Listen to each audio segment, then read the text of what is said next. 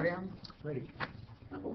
Good evening, everybody. This is the budget meeting of the Mayor Council of Borough River Edge for Tuesday, February 20th.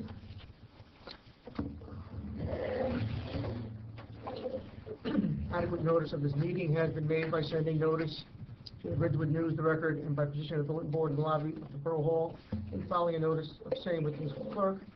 To remind all members of the public, we have 3 fire exits in the council chambers, 1 on each side of the dais and 1 in the rear. I'll take roll call, please. Councilman Papaleo? Here. Councilman Bartoloni? Here. Councilwoman Bastide? Here. Councilwoman Davis? Here. Councilman Kiningo? Here. Mayor Mignon? Here. Right on, the floor is yours. Okay, thank you. We're going to go first to the position summary. So if you'll go to that tab in your red book,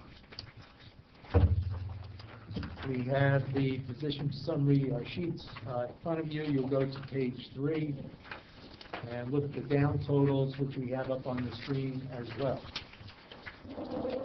We've incorporated all the changes from our last meeting. We have an increase of $584,203.37. We're up 3.8%. Then you have the breakdown below that, salary, wages, and other expenses. We go to the log. That's pages 4, 5, 6, and 7. And we left off with this item number 106, which was the net valuation. These are the listing of the changes that we've put into place from last week. Some of the ones that you're not familiar with. In the tax collection area, line number 128, the tax collector did say that we could reduce that budget by $3,000, so we implemented that. And then with all the changes that you made, there was a slight change in the RUT calculation as well, resulting in a reduction of $1,489. There, we've incorporated all the changes that from last week. There are no changes on the revenue spreadsheet, which you have in front of you, pages 7 and 8. 8 is the data collection area, so nothing new to report there. If you go to page 9, this is the cap base adjustment page. I thought I'd give you another look at where we stand with the cap. So up on the screen, we put all of our actual numbers in here. This is the new number for the general appropriations. We subtract out all of the exclusions to the cap. We come down to the total exceptions of $4.5 million. What results is $11,425,000. When we measure that against where the state says we should be on the amount on which the cap is applied, you can see right away we're going to be a little bit high at 2.5%. The number is $11,388,000. And again, we measure where we are, the $11,425,000 against this, so we're over the cap at this point by $87,000. We are allowed to add a modification to this number based on new construction, which is provided by the assessor, and multiplying that times a prior year municipal rate gives you this new number of $11,405,000, but we are still over the appropriation cap by $20,000. This is the banking that we do have available to us, and that would give you $12,106,000, and then you'd be under the cap if you added in all or a portion of the banking. If we go to, let's go to. Excuse me, Alan. Yes. We don't have to apply the whole bank, just if we lose the back year, is that? Yeah, But that's all available, so you would only apply a portion of it. but we lose that year before, the next 2 years. It's only good for 2 years. So let's see, let's go to one, let's see what it is at 3.5%. So now, of course, these descriptions are gonna change, but at 3.5%, we're under the cap limit. With the modifications, we're under it a little bit more, and then with the banking, even up. This is at the 3.5% level, though. Okay, so that's where we are on pages 9 and 10 in your book on the appropriations. You're very close on that. The new construction, the modifications to new construction, can you explain that a little bit? Well, this is the amount of new construction, additional construction that takes place, additionally swimming pools, going forward, right? That's anticipated going forward. It's developed by the tax assessor as additional assessments. Is that work that's already been done?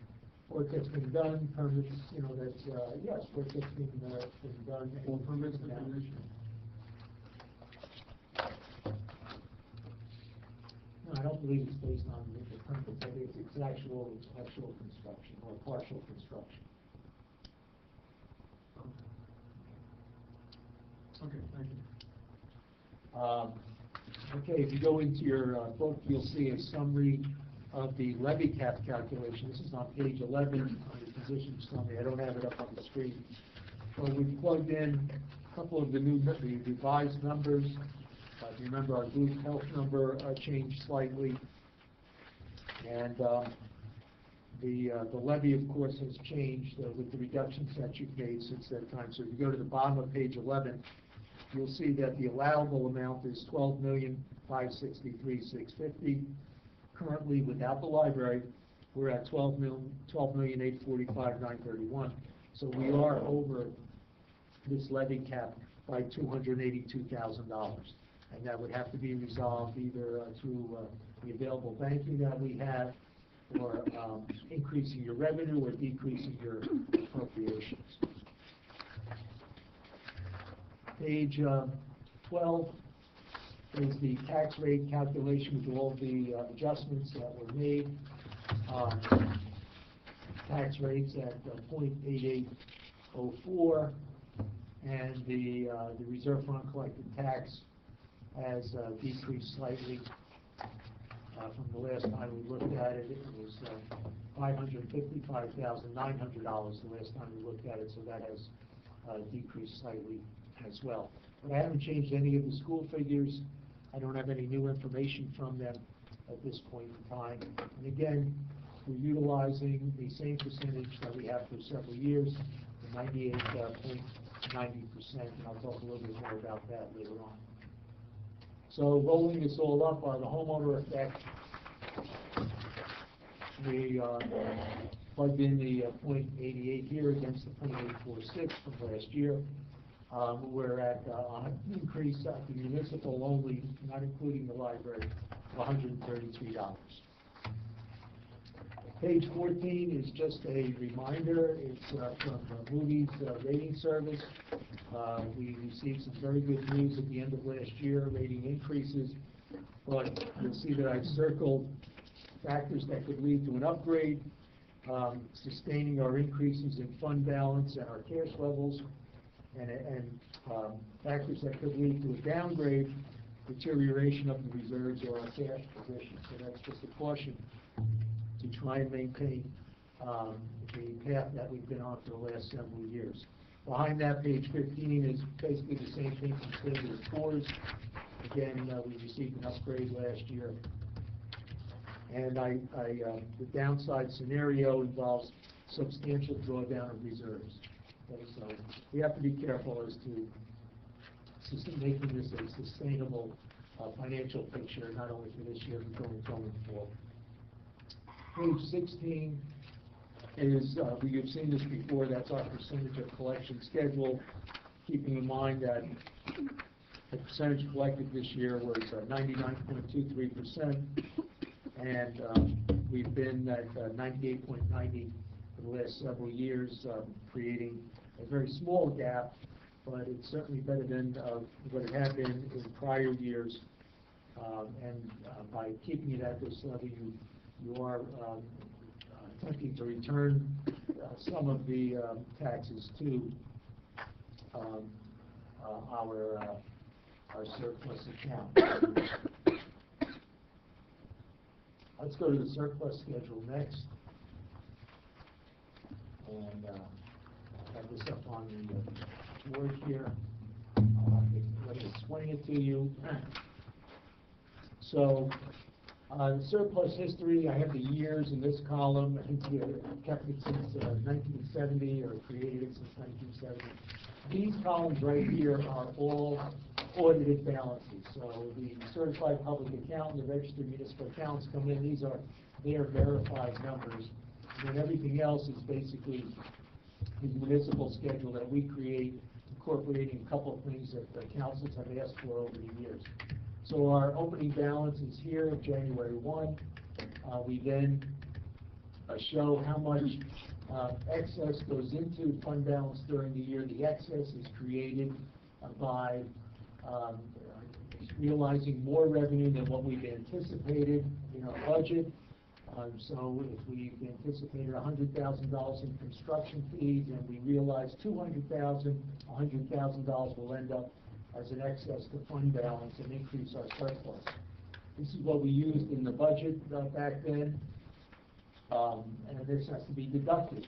And then you're left with an ending balance. The ending balance then becomes your opening balance the following year, and the same process continues.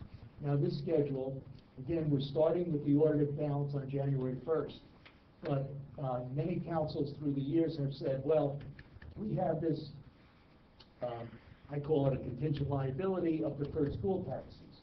Deferred school taxes are taxes that we raise 6 months in advance of paying them over to the schools. There are about 200 municipalities in the state that have this particular situation. We're one of those municipalities. At one point when we had some very lengthy discussions over this, going over several years, bringing in expert witnesses. I still have the cardboard boxes for anybody who wants to go through all the material. The deferred school taxes go back to the Great Depression, when they figured out, you know what, if we're hit with a depression, how do we keep the schools open? Let's start raising 6 months of taxes in advance for that type of contingency. So we've been on that schedule of rolling those taxes forward each and every year. Now, there's never been a prohibition against using these deferred school taxes as fund balance or surplus in your budget. Although there are those that, and myself as one, that this is a contingent liability and it should be left alone. The councils then said, well, we want to know what our municipal surplus is. They used to call it the true surplus. And that is, okay, we have a balance. How much of that is deferred school taxes, and then how much of that is left over would be what they consider to be municipal surplus, measured against what they used in their budget. Would leave you with either a positive or a negative number telling you that you're using deferred school taxes to support your budget, or you're doing it with just your municipal. In order to get the accurate number, you have to add in the excess again, and that would give you the December 31 positive or negative number here. Through the years, the councils came up with some other indicators that they wanted to see, and that was they wanted to know what the percentage in the budget was using the deferred school taxes, and whether the school taxes were growing or not. Remember that as the schools raised taxes, we levied 6 months in advance, so we got the growth basically into our fund balance or surplus, and we captured that. So that was important to know that if the schools were continuing to increase taxes, that means we would get a little bit more surplus as well. All right, so let's go see the rest of the story. We come down to the bottom of the screen. This is where we are now. 2017, we had an opening balance of $3,860,000. You can see the opening balances There are numbers going back several years. We had a banner year this year, $1,636,000. Please keep in mind that the reason for this exceptional excess was our police outside duty revenue. We had a lot of utility construction in town, so when our police officers go out and control traffic, we get about 50% of that money comes back to us to offset our administrative expenses. We have police cars out there that need oil changes and, are being depreciated by this extra work, so we get some of that money back to offset our administrative costs or other indirect costs. The construction department, we've had some extraordinary development in town going on, so we had permit fees that were well beyond what we usually experience in the construction area. We also had about $200,000 in FEMA refunds from a variety of events that occurred over the last several years.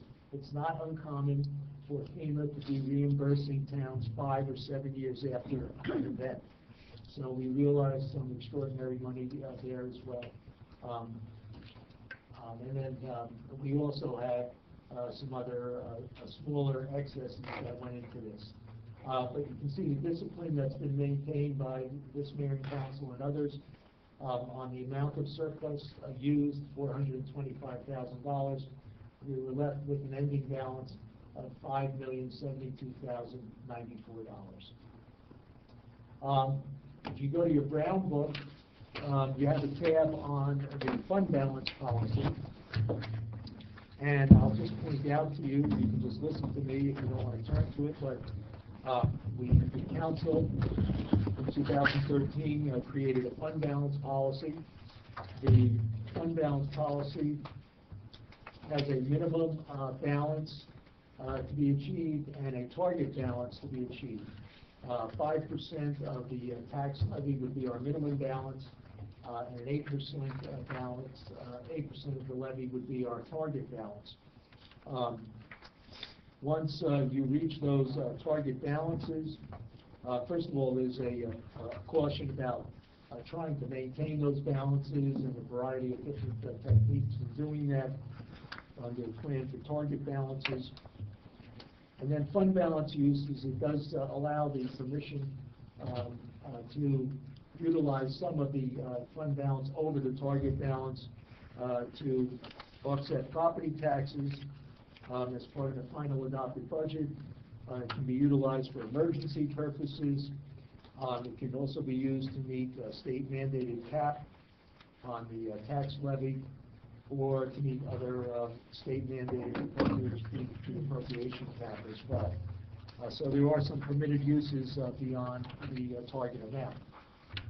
To get down to the specifics, remember we have this $5,072,000 that is left at the end of last year.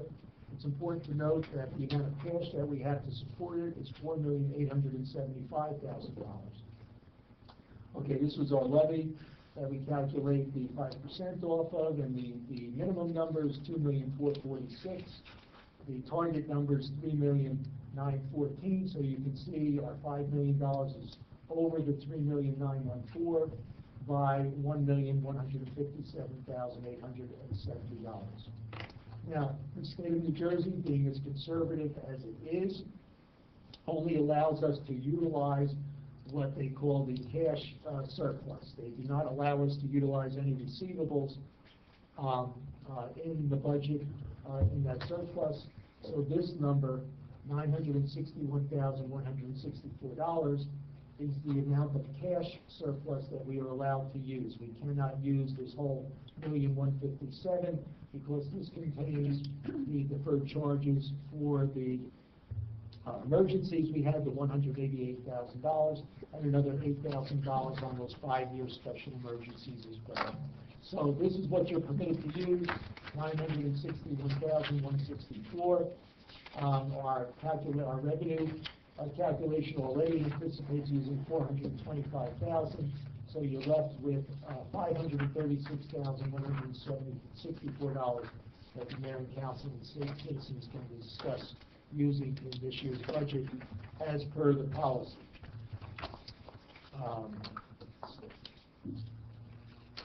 Mayor, I think that takes us through the. Okay, as far as the operating budget goes, Alan, the only number we don't have final is the BCWA bill. Is that correct? That's correct. I did email the acting CFO today, asking to see the bill and haven't received a response yet.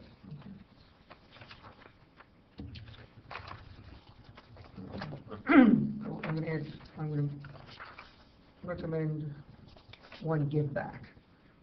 Looking at our position now, the small items we took out, the chairs and the other things, it's $5,046. I think probably should be able to put that back. You mean the chairs for the community center? No, there were chairs for the health department. chairs and- Oh, I see. So that's, so much for the library, health department, clerk wanted some stuff, so. I have no objection. It's fine, I'll make that motion. I'll second. All in favor? Okay, that was the chairs for the. All the little things, the bulletin board for the clerk, the chairs for the health office, the desk for the library, and the 2 sets of chairs for the library. Okay. 119 through It was, 119 through 123. 3? Yes.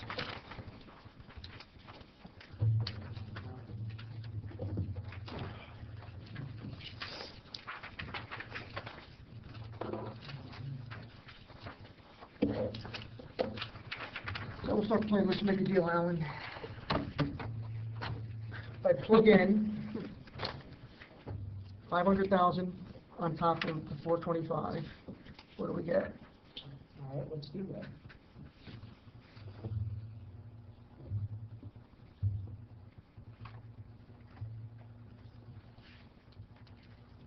All right, that would be 925,000. What do you think? We increase the taxes by $1? It goes down by. Decrease by $1. I think since we're there, we need to go back and see if there's anything that we cut that we probably might be able to afford. Because we did have. I'm Oh, lost. it's a little- yes. You look lost, that's all. We're From 133 to putting, -1. Yeah, because we're adding another 500,000 Because we in have- surplus, that's to surplus make it plus surplus. 925,000. We can apply it this year. What's the pension? We still will stay within our target. Yeah, we stay within our target. I mean, if you look at historically where we were at, we've been using 425 since 2012. Right. And that's because basically we didn't have any surplus left around 2011. So we've been using that number. We instituted the surplus policy at the Sine Die meeting in 2013, and the surplus grew back. In large part, I mean, you know, obviously being fiscally conservative for the last couple of years, but also we had a really good year. I mean, that's in essence what it is. I mean, so you had, you know, $350,000 in additional revenue come in that wasn't anticipated. So, you know, it's a question of using it now. It's within the confines of the policy, which is actually pretty strict. I mean, it really said where you had to be before you could use it. And if you look historically, what councils used in the past, I mean, we're even at that, what was it, 925? You're significantly lower than what councils in the past had used. Now, what would the change, maybe went to 475 instead of 525, so take 50,000 off. Like this at 475? Yes. Plus the 425, no, 475 plus the 425, so 900. 900. Oh, you want 900? Yes.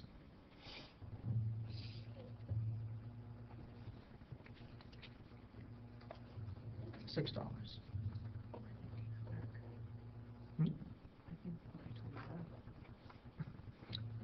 How about we look at the log? What's your surplus? What's that? What would your surplus be? After you take that. The fund balance will still be a little about 4 million, right now? Yeah. Can I see some history of the surplus? It's, It's You have this it. long sheet. it's 17. The loan sheet, go to the second page. Go to the second page, because it's split the page. Now, go down to bottom, you'll see. So we do a little over 4 million. I mean, if you look at the numbers, you probably, 10% is like, you know, we're not there. Even with 900,000, you're not there at 10%. No. But that's generally, it's where councils, and it seems to happen for about 5 years every decade.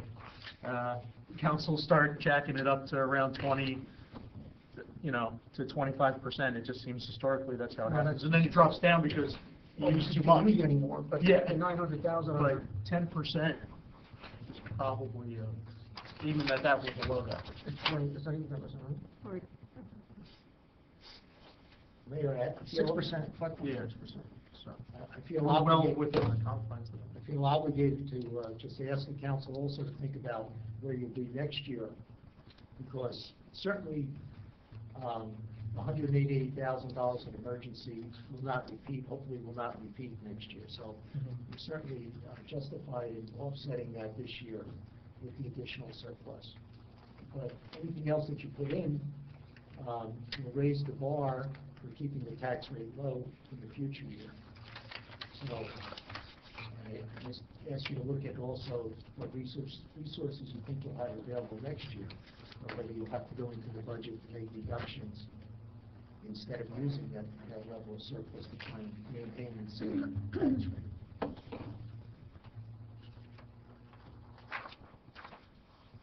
I mean, I don't, you never know what the future obviously is gonna bring, but anticipate, Well, that's why I don't think you're.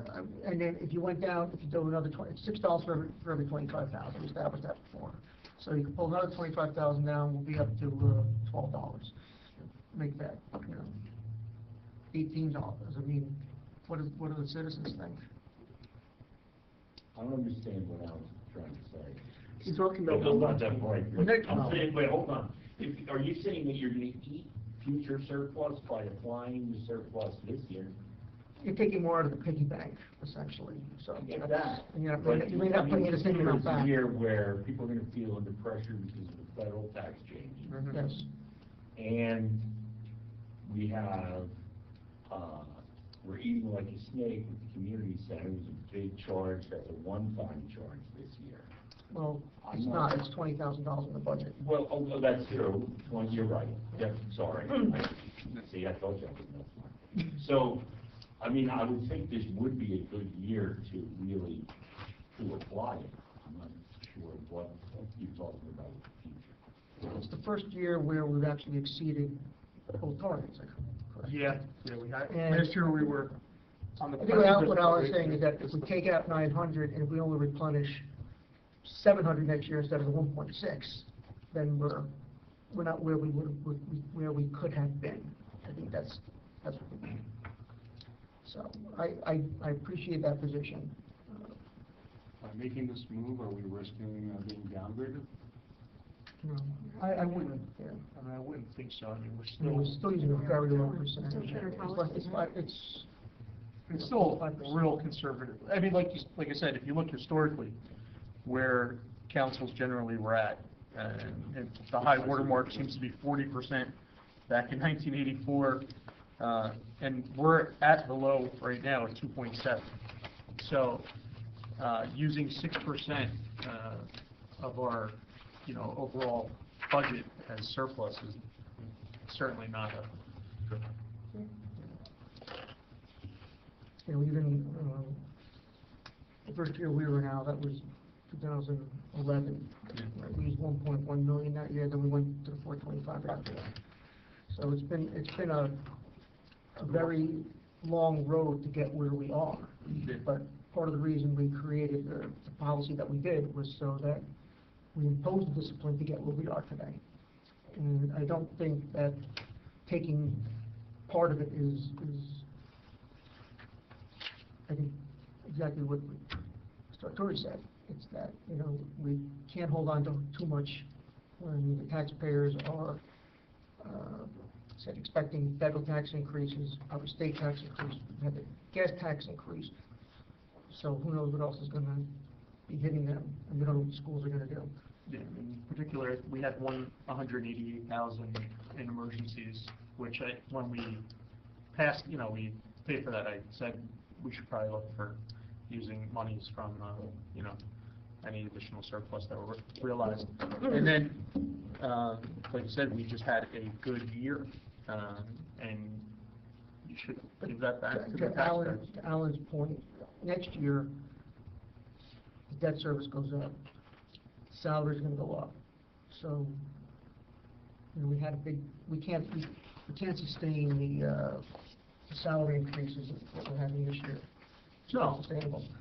I think all departments have to realize that whatever their manpower complement is right now is probably where, is going to be, That's a state law. so. What's the debt service gonna be next year compared to what it was this year? Is there a change? Is there a significant change in that? I anticipate.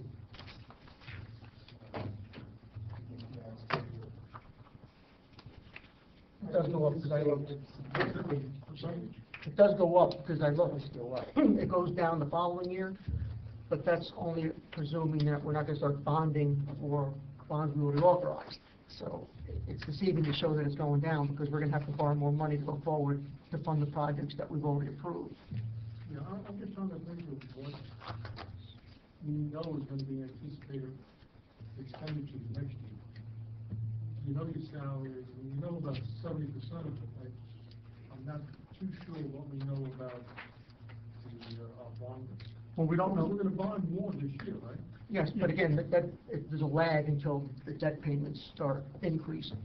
I mean, there's some factors, obviously, you don't know what the state's gonna do in terms of the arbitration cap, Yes. and things like that. We're also But- heading into negotiations with all the unions this year too, so that's something that's gonna be unknown. Principal amount was $1,315,000 this year, it'll go up to $1,332,000. The interest on the bonds, was $229,000 this year, and that'll drop slightly to $191,000. So overall, should be a slight drop, but you're still gonna be up in, of $1.5 million, you'll be, slightly up over $1.5 million. And then in 2020, you do have some issues that'll be dropping off. Now, to counterbalance that, Mayor stated, you're authorizing new debt, but you'll probably be on some temporary paper, for a little while. And then when you go to, put out your permanent debt, and that will add to this schedule of $1.5 million. It drops them off, and then you'll come back up again with some more permanent debt. I think to Councilman Bartolone's point, we've always said for a number of years, the pressures on this budget are salaries. It's not unique to River Edge. It's unique, it's the fact with all municipal governments. But the issue is now, I think, like you said, all the departments are almost back to where they were several years ago. We should be operating at their peak efficiency. As more senior people retire, you do get a little bit of a benefit. We've seen that over the last few years with the police. As we had some senior officers retire, we were able to benefit by bringing lower salaries. Unfortunately, they do seem to catch up pretty quickly. So that's something we have to look out for. We have to remember that also next year we're going to lose $20,000 in CDBG funding for the bus driver. Hopefully that'll be offset by the $20,000. We won't be paying to the temple anymore for the rent for SCORE. We have our building. But then we're going to have to add in some operating costs and some other costs operating the community center. So that's where I see, some new increases coming for items that we don't have before. It just means that we have to be very, very diligent about where the operating budgets stand now. And I think Councilman Bartolone has said after this budget's finished, the Finance Committee is going to go back and examine all the operating budgets and see, how they've increased over the last 5 or 6 years and see where the increases came from and whether there are opportunities to restructure some of that going into next year. Is that correct, Councilman? That is correct. In fact, I've already tasked Councilwoman Davis to stop it.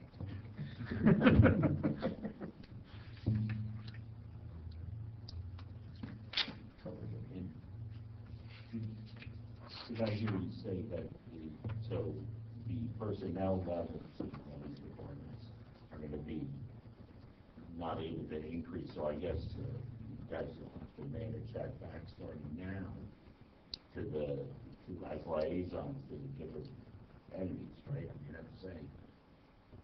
Well, I think they're really at the highest they've, I mean, the Police police department department- is, I mean, the police department's at, what, 25 now, which is higher, you know, it's really where it should be. John Lynch did want another tree trimmer, and got something else? No, The tree trimmer, we kept the it's other. just a tree trimmer. So we'd have to decide next year if there's any utility in doing that. Focus on But I think the larger point is that it's gonna seem counterintuitive to people when they say, you're bringing in a budget that has a very, very low tax increase. You have all this surplus. You must have a lot of extra money to spend. And that's not the case, as you saw through this whole process, how it was a struggle to get the total budget down to where we got it, and it's still not where I think it should be, but again, add the $200,000 for emergencies. We basically reduced every operating line as much as we really, we could at this point. I mean, we're cutting budgets on supplies and things, so, you know, and there was some leftover funding from prior years, but that's the level we're at now, because I think over the last few years, the council and I have been trying to optimize each department's operating budget, and we've taken everything out we can. The other one we're always at the mercy of is the BCUA. Right now, we have plugged in a 3% increase. Hopefully, it comes in less than that. Future years, you never know, but, you know, they've seemed to have been able to rein their costs in the last few years. Hopefully, they'll stay on that path also. But we've had swings of $50,000, $60,000 or more, right, Alan, in some years with that? Yes. So, and as you can see, small increases on this budget are huge. You know, $145,000 increase or decrease is $38. So, and we saw how hard it is to reduce 100,000, which is not even a full tax point. So, yes, there's a lot of challenges ahead. So, this is by no means an easy budget that we got to, despite how, you know, it looks successful at the end. Yeah, here's some of the sewer changes. I have a written schedule here that I've over the years. Here's the 1984 running down this column here. See some of the changes of late. We had a couple of spikes here, $100,000 increase over Well, here. go back, was it 2006, 2007? That was a big one. Right here, here's So that's when they changed, that's $200,000 jump. when they changed, that year they changed their methodology and how they calculated the bills. So, obviously, we must have gotten pushed to the high side. You can see, since that time, we've been up in the $1 million range. You're anticipating that 9 million is going up 3%? That's in our budget right now. Yeah. That's what we are. Right now, we're at $1,012,000. I was told by DCUA executive director, deputy executive director, that the overall agency budget went up 1.9% this year.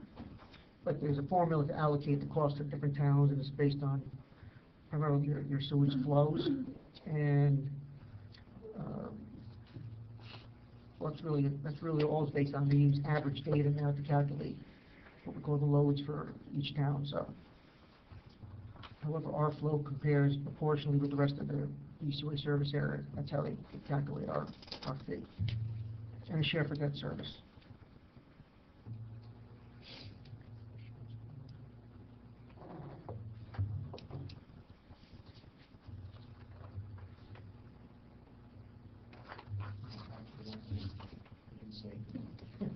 What was that? I'm sorry. You didn't save it, No. so. 900,000? Yeah.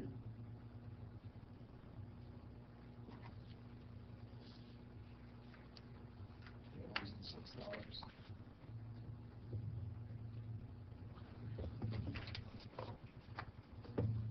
Talk to us. Yeah, we- Tell us what you're thinking. the difference here, we can push to the max with another 25,000, that brings you from 6 to 0, presuming that the BC window stays where it is. How much? 25,000. It would bring it to zero. I want to mention too, though, remember we had that information about the county rounding. Yes. So I wouldn't expect it to be significant, might be $10,000, something like that. So while you would walk away with a 0, it might end up being a. Yes, but something like if you that. go to 925, the rate this year is the same as the rate last year. Right, it should be 8.8. And I'm just making mention. Yes, no, I of the know, fact that I know, but- We could get a surprise once the Mhm. apportionment comes up. Your go-forward budget, your go-forward surplus would then be like 1.1 million or something? We don't know. That's in the bank, you mean, or? No, we'll have 4 million. Yeah, we'll have 4 million. 4 million in cash balance. And hopefully we're going to, the hope is that we can sustain rebuilding the surplus a little over $1 million each year. That seems to be historically where we've been. Hopefully it stays that way. So obviously you don't want to use more than that going forward, because you don't want to get into the problem that councils got us in, 10 years ago. Councilman Bartolone said they were using, up to 40% of the budget based on surplus. We can't sustain that. Somewhat reluctant. I've been thinking about this, so please bear with me, and thinking more of an emotional Think out loud. way than practical. And maybe in the case of voodoo economics, whatever you want to call it. And I'm not sure what my bottom line is, so please bear with me. I'm thinking of the community center. You mentioned that briefly 5 minutes ago, 10 minutes ago. Could there be a possibly consideration not to have the budget increase so low, to look for the future when that building is going up, and in the eyes of the public, that is an emotional thought here. The residents will see what's going up, and will serve as a justification, so to speak, rather than keeping it low because you may have unrealized or unanticipated expenses. Again, I'm not sure where I'm going with this. Yeah, but the, Thinking in my gut. I understand the argument, but the factual reality would be is that even if you added back another 50,000, it's gonna bring your tax rate up, but that 50,000 just goes back into the, fund balance. So next year, if the increase was still X percent, you'd have to take it out of the fund balance anyway. The idea is that we're gonna have to try to, work in those costs by controlling other costs, and that's the challenge we have all the time. It'll be the first significant new endeavor the borough's undertaken, so there will be some associated costs. No one's gonna Yeah, I mean, keep that. I looked at it in terms of looking at the annual operating costs for the library, even though the community center is actually footage-wise smaller. But I said, use that as a comparable. And I think if you add everything up, it comes to about $30,000 in annual operating expenses for the library, so. Actually, might be a little less because we're actually using more efficient. Yeah, and it's smaller. So I'm just saying at the top end, that may be where you're looking in terms of your. That's the overall operating costs. The new director, whoever that winds up being, will be over there. So you have somebody who'll be there full-time, at least physically in the building, so you don't need to hire somebody else. The other is, obviously there'll be costs for whether we maintain like the janitorial services in-house or whether that's private. We gotta think that we're gonna raise some money, by renting out space and. Plus we say from senior center. Yes, but then there's gonna be some added cost that'll eventually have to go into the recreation budget for operating. You need programming, so that's gonna supply materials. Am I getting the correct impression that this is going to be operational next year? We hope so. We hope so. That the 18 months, I was told, from when we give them the go-ahead? It's gonna be quicker than that. That's what they said would be a reasonable estimate, it could be sooner. We're expecting, if the schedule goes the way we have hoped, we will be authorizing the final design plans at the end of March, correct? April. April. Yeah, because we gotta wait for it to go to the planning board. Yes, that's right, April, and the architects will be breaking ground before Thanksgiving. It'll be up within a year, so. Breaking ground, that means knocking down the American Legion or actually? Yeah, or starting to either or. I mean, whatever, it's gonna be multiple things going on simultaneously. There'll be demo, there'll be site clearing, some grading, and we'll start the footings, and then, it's gonna be one of those things where the outside will go fairly quickly. It's a pretty simple building. So the 2019 budget is gonna have to carry the cost of the building, We'll have to carry some of it, some. some of it. Getting back to the library, Yep. the security cameras have been left in the budget. Yes, Yeah. we never took them around. Yeah. But what do we pay right now for rent at Temple? But 18. And that 18 would no longer. Yes. I'm trying to get a timeline, because it seems like you were talking about having it online in 2018. We were, but we had run into some, Yeah, we have, we had run into some design concerns, design issues, so that's been, we hopefully. You talk about next year's budget, I keep thinking 2018, when it's really 2019 budget.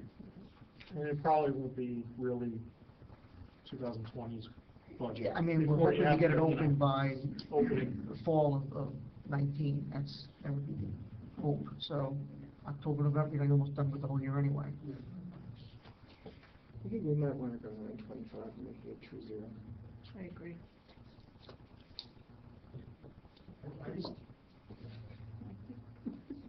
Alan said it, we had an exceptional year. No, We should share that with our residents who bear the burden of a lot of these things that went on, and I think Tony's right. They're gonna continue to bear the burden on the federal and state level, so I would support the 925. If it wasn't for the salt this year, I'd say leave them alone, but given salt and everything else, I think we should go I 925. still think it would be prudent to look at what we cut, because if something can be restored this year, that we're gonna wind up having to pay for next year anyway, that might be something we wanna look at. And I have nothing specific in mind, I'm just, because we had, last few weeks we were going pretty aggressively on removing things. I mean, in terms of the capital? Yeah. Well, Particularly bonding, I mean, the bonding and contracts, contracts. understand it, we'd go to 961, 164, we're not gonna go to 961, 164, so.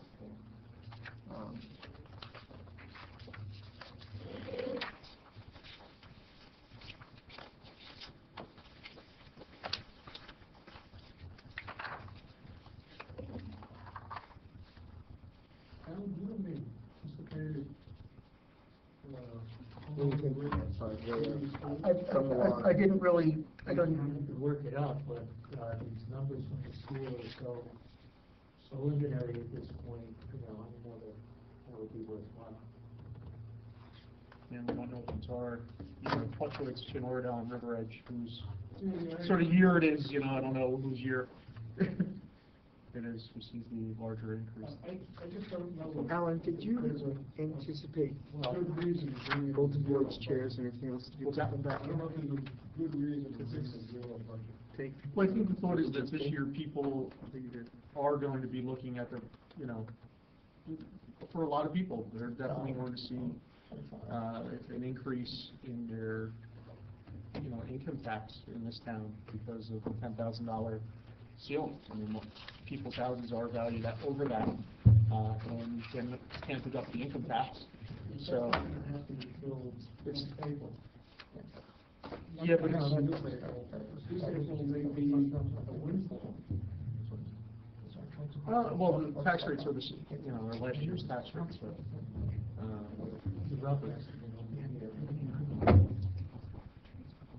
I don't know what my numbers out here, my tax numbers, but I think this is what I picked up with the other schedule.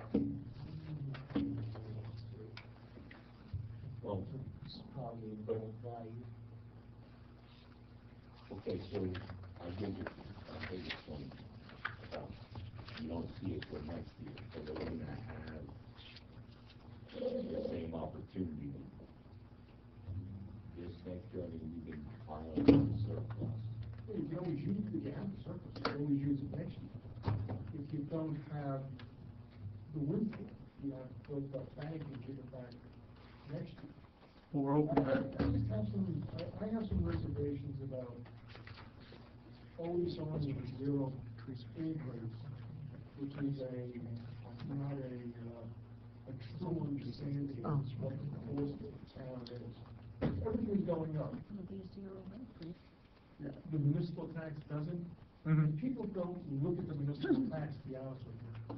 They look at the school tax and they look at the bottom line. They look at the bottom line, but I've been told many times, even when we were, you know, blame us for the bottom. well, even that, but even like, you To know, be honest. the last few years, we've had increases between as low as, say, $26 and as high as maybe 70 in 1 year. But most of them have been like in the 35 to 50 range. And I got a lot of negative feedback on that. You know, to the point being is that, you know, like you said, things go up. People do expect things to go up. I think they want to know that their money is being spent wisely, that we're getting value for every dollar we do. And I think, you know, we've been trying to do that for a number of years now. But I think, I think, not that I want, like what Anthony said, but to me, the goal is to show, not just the public, let's show other towns. This can be done. We struggled for the last 6, 7 years to get to this point. It wasn't easy. You know, we had to make some very hard choices. We had to have discipline on the surplus use. So, you know, this didn't happen overnight.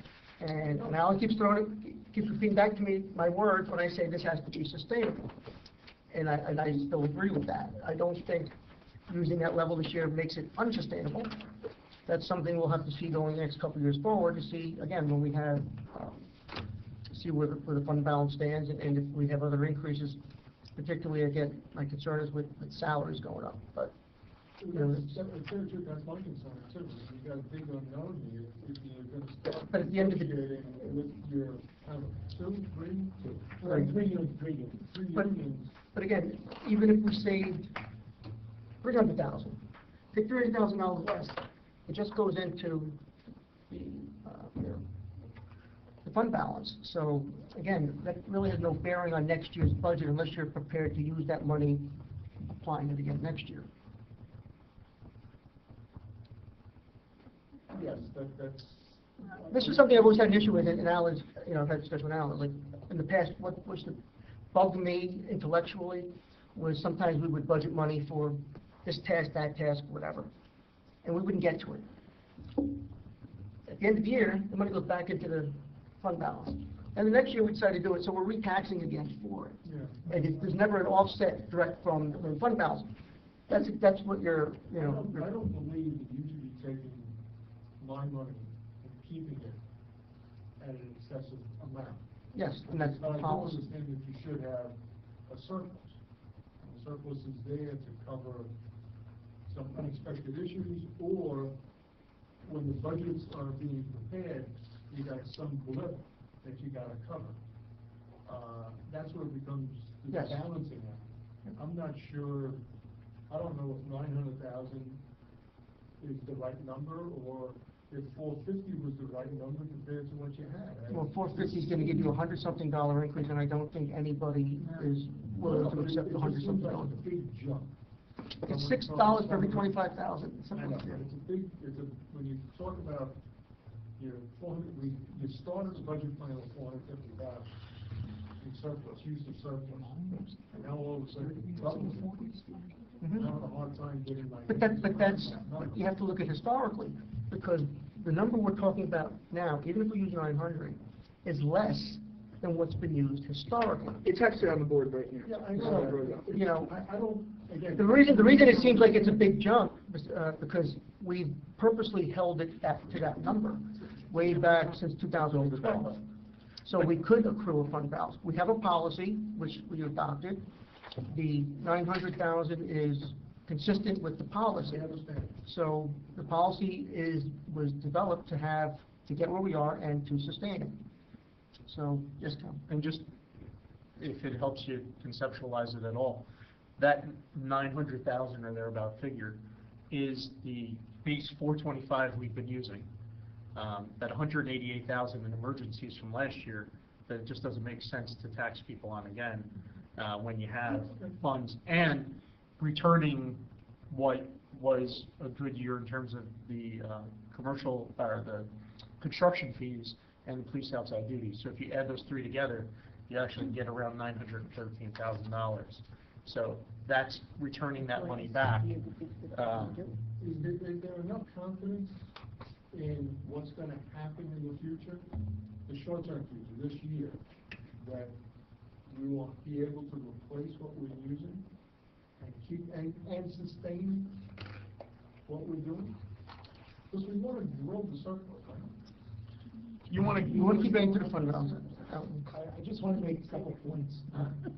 First of all, on this target number, and I know this seems like a large amount of surplus also, but primarily, we need this amount of, this whole plan was designed to alleviate our cash flow issues.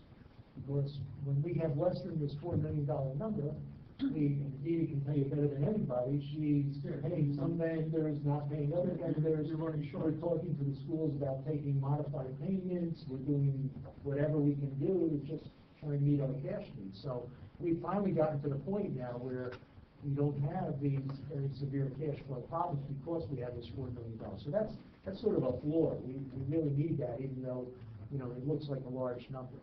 And in terms of the excesses, I guess we could go to this column over here, and you could see the excesses generally have run from 800,000 to slightly over $1 million for the most part.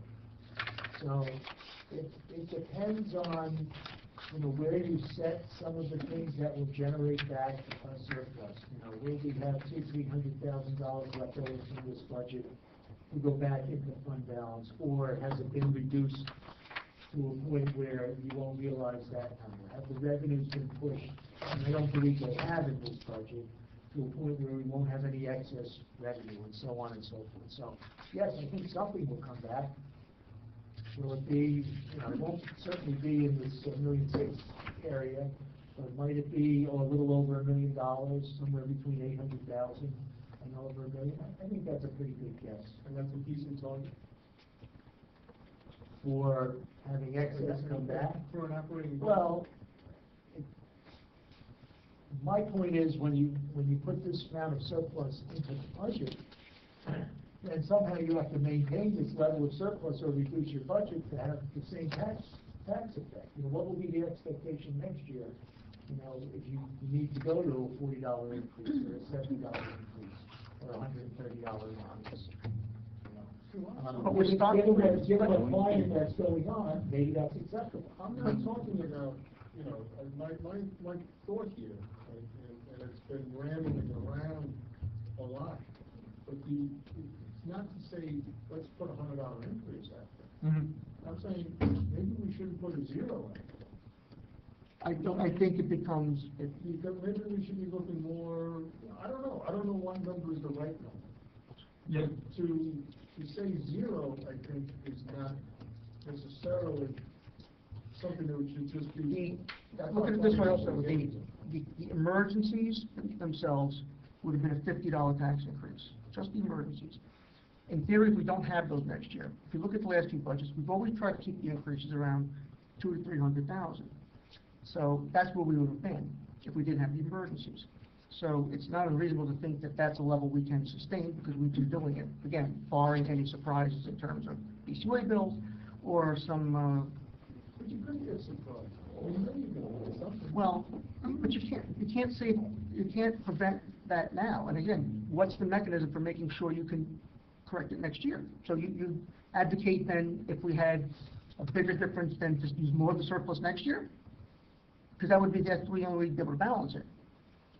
So if we were gonna use, say, 400,000 this year and keep the rest there, and something goes up next year and we have to use $1 million of it, or $1.2 million, we're no better off than we are today. Actually, might be worse off. Al, you know, you started out by saying, as a resident, you don't like the idea of using, you know, the surplus, taxing you. You'd rather see. I don't. No, I understand Mr. Earl's point. Right, but what I'm saying is, Strike a balance. many of the residents feel that way, and if they see this huge surplus and we're, Teresa, you had a question, comment? No. Oh, okay. I'll let you get it, okay, and I don't want, you know, I don't want the, it was just you started out that way and then you went the other way, so I was confused. you know, I'm not sure that the 900,000 is the right number. I'm not certainly fairly certain that the 450 number is not the right number, and it should be higher, especially after seeing what the surplus is. And as a resident, I don't want you holding my money just for the sake of holding my money and having a big surplus. You gotta kind of figure out what's the right number to keep and then use it. And that's what I'm trying to get my hands around, is what's the right number, and I'm trying to listen to what you're saying, and what Alan is saying, and saying, this is what we need. We know he needs 400,000, 4 million, just for operating expenses. So, I mean, that makes sense. You don't want to, you know, if you're gonna use that surplus because you're gonna prevent you from short-term borrowing, that's great. I think that's okay. I'm willing to say, yeah, hang on to some of my money to do that. well, that's essentially what we're doing with the But 925. even with the 900, we're still putting back almost 300,000 because the balance is actually 1.15 million. So there's almost 200-something thousand going back anyway. Yeah. So maybe, you know, and maybe this is something, this might be something that the finance committee wants to look at, because, you know, right now, we're probably about 900 be like 3/4 of what we, of that number. I mean, I don't vote. Yeah, this has receivables in it, $200,000 in receivables. So that's not cash. Yeah. This is your cash surplus. I still think we should go with 925 and leave it there. When do we have to, move it, Alan? We want to introduce a budget, We could do it next week. Or And then we can make changes if we needed to. yes. I think we do 925. Well, I think, What do you think? I would say I tend to agree. I think the big question mark is this BCA bill.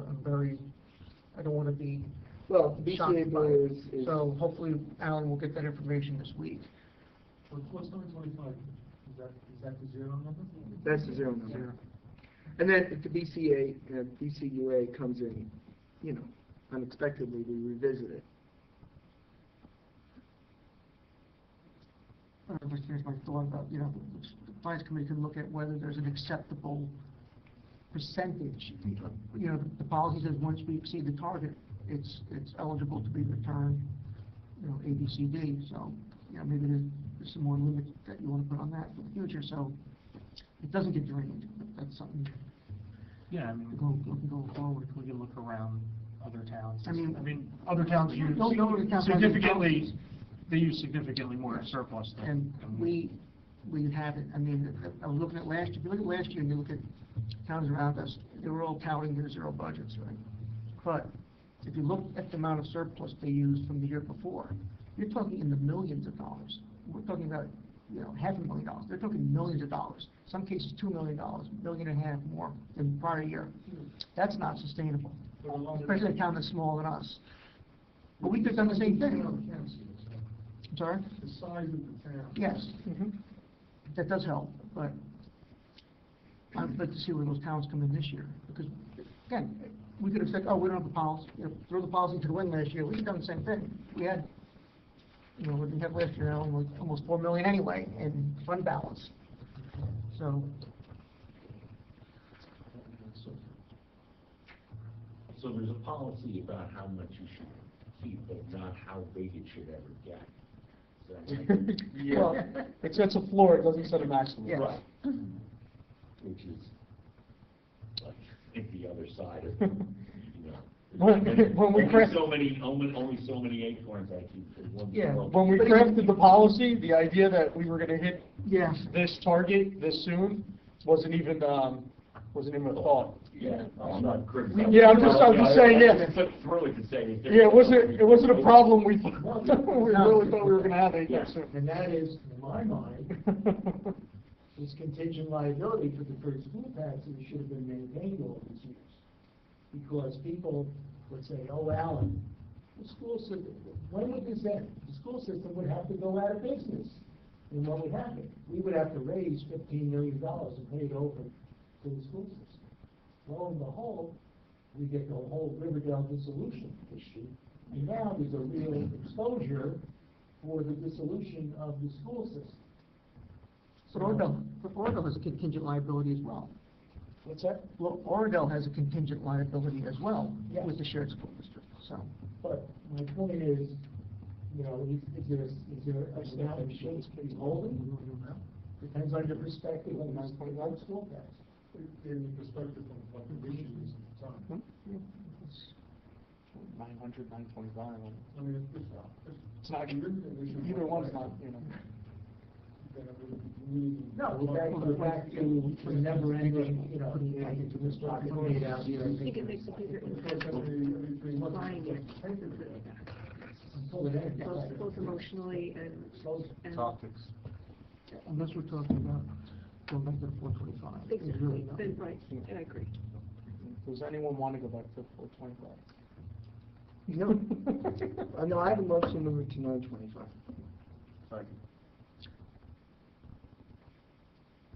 All in favor? Aye. Any opposed? None. You could yell out if you want, but I No, don't. Again, my discussion here was. No, I know, and I can sort of academic. Because you're voting on it. But, you know, Devil's and I agree with you in principle, but I think what's happened is, since 2009, where we had that huge spike, I think people are looking for it to come back to some kind of holding pattern.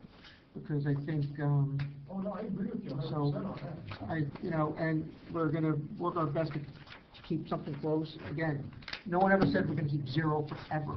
What we keep saying, what I've always said was to stabilize taxes. That means have a predictable, small increase. Alan always advocates more, you know, a tax point or two. 3 points. 2 or 3 points, which is $100. You know, we couldn't, I don't think we'd be able to justify that every year.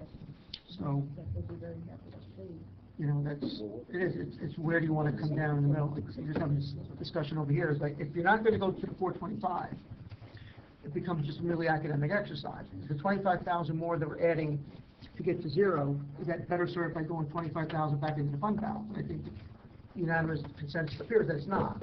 So it makes sense to return it. So, yes, sir.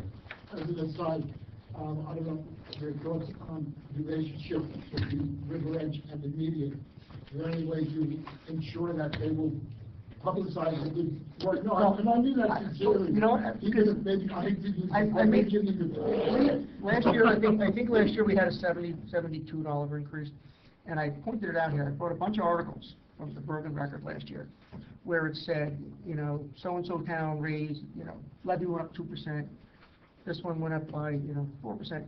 And it said, River Edge taxes go up $72, explicitly like that. And I had all the articles, I said, they never say that. This year, let them say, for the first time since, who knows when Alan will tell us, that we're able to hold the tax rate at least level for 1 year. So I think that's a major accomplishment. I think it's a good time to do it, too. And I think because that's, everyone's it's, so worried about the- yes, Yeah, I appreciate you giving the money back to that. I think that's great. that's all. There is a middle ground, you know, and I agree with Alan, because, you know, there does get a point where, I don't know where it will be, Alan, where you said we can actually invest the money in the fund balance, the kind of balance you need to get that. But going back when we had $12-15 million in fund balance, I guess we were investing it, correct? Absolutely. And if we ever got back to that point, and you can invest it, then you're certainly gonna replenish a good portion of it. But anyway, I would like to thank our residents for coming all these weeks and helped giving us some good insight and some good direction. Thank you to all of my council members here. You know, it was a challenge getting to the final appropriation number that we got to, so I think it all just seemed to all come together this year to the benefit of the taxpayers. So hopefully we'll be able to continue. The bravo to you and the administration staff. Yes, Mr. Chairman. Mayor, I need a little bit of direction in case that BCUA bill comes in and it is a reduction. Should I adjust the surplus amount to keep it at zero, but based on, you know, Yes. Yeah, I would make that put a motion. little bit back in the surplus and decrease the appropriate? Okay, we can do that. All right, any more questions, comments? When does it have to actually get a? We'll introduce it at the next council meeting, and we have to wait a month before we have final adoption and public hearing. But like, you know, Councilman Bode always says every year, it's so anticlimactic. Yeah. Because basically the budget's approved as part of the consent agenda, and it's just a resolution. It's a resolution, Yes. and it's, Yeah. so That's it. it's sort of, The BCUA bill typically comes. we should have had it by now. They told me, yeah, Alan, what did they, I forget when I told you that. They said, was it 2 weeks ago they said in 2 weeks, or was it? No, last week they told you, but Two they weeks, told right. me, 3 weeks ago. Okay. Yeah. So they're on the same page, so it should be next week. But are we gonna introduce on the 22nd? That's our next meeting? That's- yeah. February 22nd? Yeah, we can do that. No, February 27th, 25th. 26th. Not even 30th, 26th. I'm sorry, the 26th. 26. So if the bill comes back and it's significantly higher, I mean, even if it is, then we have to go back and you look at it. I mean, I wouldn't expect it to be, you know, we have it at 3% right now. So if it comes in higher than that, I wouldn't, you know, it could come up, you know, it wouldn't be out of the realm of possibility going up another %. But,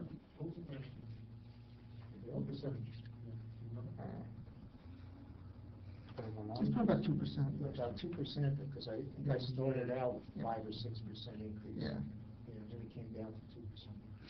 and we would know if they were changing how they were calculating again like. they Yes, did. yes, but I don't think they're gonna do that again. They sort of, I think they've been able to optimize the way they do it, at least the way they see to their benefit, or their maximum benefit.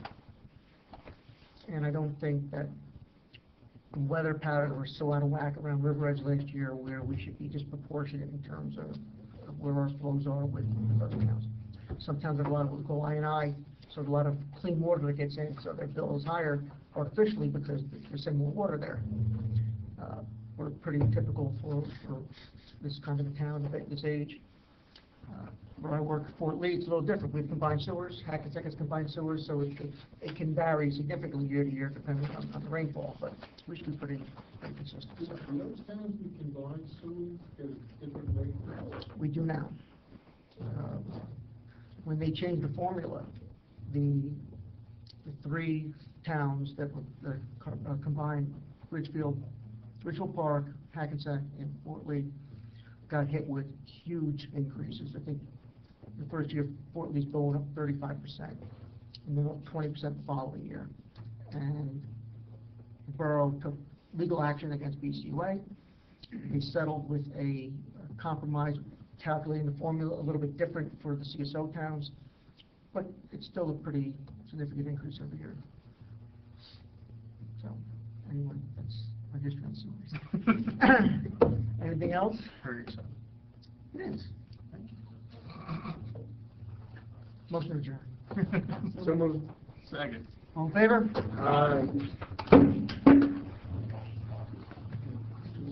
Nice job, Alan.